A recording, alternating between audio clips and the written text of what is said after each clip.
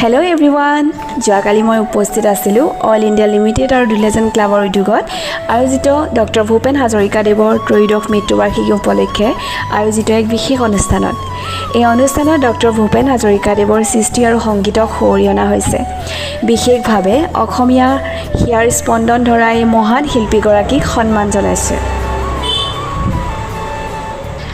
এই অনুষ্ঠানত ডক্টৰ ভূপেন হাজৰিকাদেৱৰ সৃষ্টি আৰু সংগীতক সোঁৱৰি অনা হৈছে।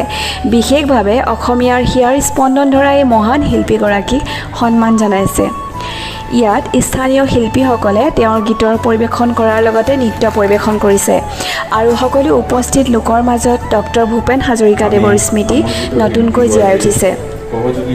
ডক্টৰ ভূপেন হাজৰিকাদেৱৰ সৃষ্টিয়ে আমাৰ সমাজক যি অনুপ্ৰেৰণা প্ৰদান কৰিছিল সেইটো সদায় অনুকৰণীয়। এই অনুষ্ঠানত অংশ লোৱাৰ সুযোগ পাই মই নিজকে গৰ্বিত অনুভৱ কৰিছোঁ। ডক্টৰ ভূপেন হাজৰিকাদেৱৰ স্মৃতিত আজিৰ এই অনুষ্ঠান সত্যে এক অনন্য অভিজ্ঞতা। ধন্যবাদ অল ইণ্ডিয়া লিমিটেড আৰু দুলেজেণ্ড ক্লাবক এনে এটা আয়োজন কৰাৰ বাবে।